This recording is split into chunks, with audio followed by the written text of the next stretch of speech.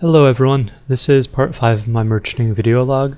In this series I start out with different amounts of money and try merchanting for an hour to see how much I can make, and then I commentate and talk about different tips and strategies for merchanting. In the past videos I've talked about basics of flip merchanting, how to take advantage of updates, how the time of day affects flipping, the importance of middle GE price, how to buy, modify, and sell items for profit, and a bit more on how to choose items.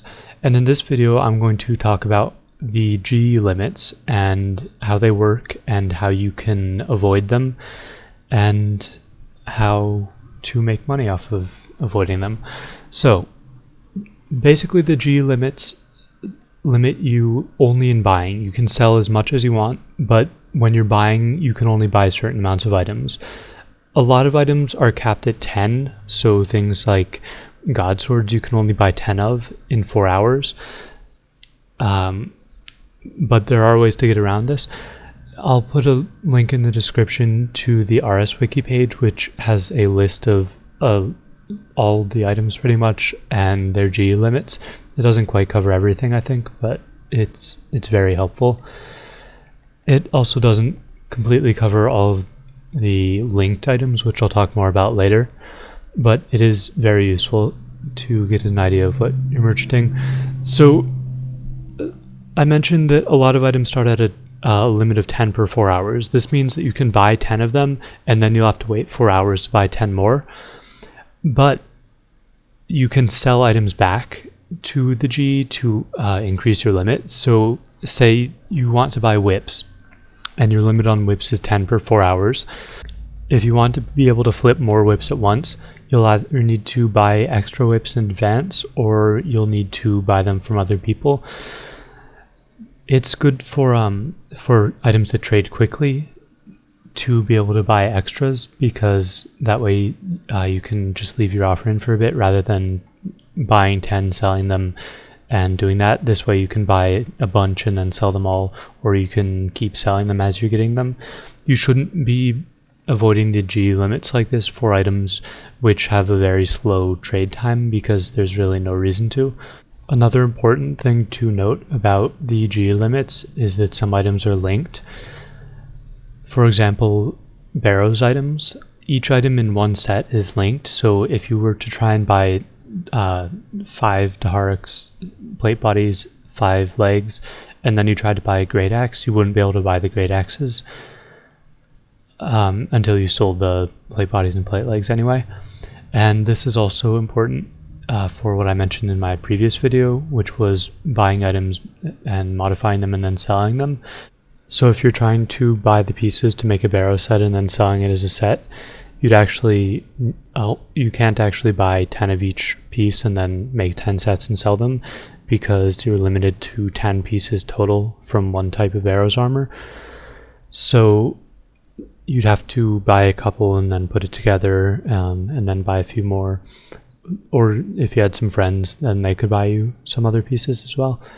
Another item that is linked to a lot of other ones is God swords.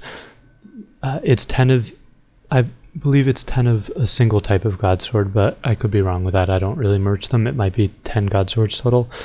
But I know that the shards and the God sword blades and the hilts all count in the same group. So if you tried to buy 5 hilts and 5 blades and then sold those as 5 God swords, then you'd only be able to buy 5 more God swords within the next 4 hours.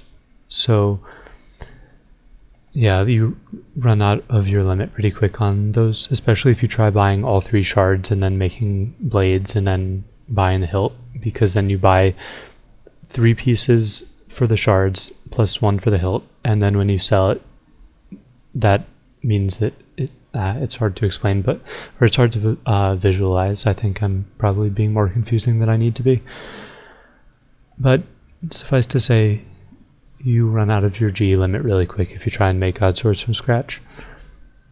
And that isn't a reference to anything from RuneShark. And that's pretty much it as far as G limits go. Just keep them in mind when you're merchanting. They don't always affect you, but sometimes they will. And Besides that, I just want to make one little mention of something that I hear quite often. When an item is crashing, I often hear people saying, oh, I'll just hold on to it because I don't plan on selling it or because I'm going to be using it, stuff like that. And that just doesn't really make sense.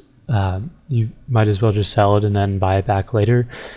It sort of bothers me that a lot of people lose money for no reason really because they just hold on to it onto the item as it's crashing.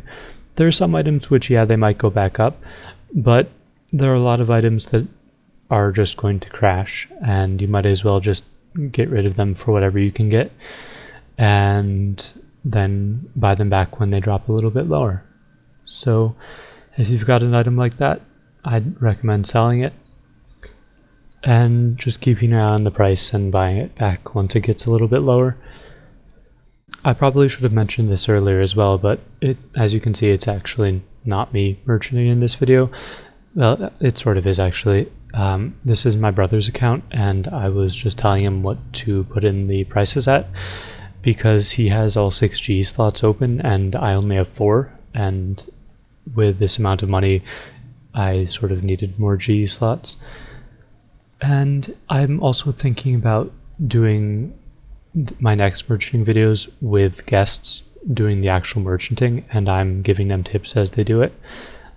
So that might be interesting. I'll see how that goes, and I'm not quite sure who would be doing it, but yeah, we'll see how that goes. The next video will be merchanting with 50 mil starting cash. And I actually didn't mention it yet either, but I made 1.5 mil in an hour with this merch video. So that's not bad. I mean, the last video was 1.2 mil with 10 mil starting cash, so it doesn't seem like much of an increase, but a large portion of the money that I made in the last video, probably 300 or 400k, came from making a couple of dark sets and putting them together and selling them, which isn't something that you can constantly do when you flip, so it's a little bit unfair. But yeah, 1.5 mil in an hour with 25 mil isn't bad. So subscribe and keep an eye out for the next merch video, which will be merching with 50 mil.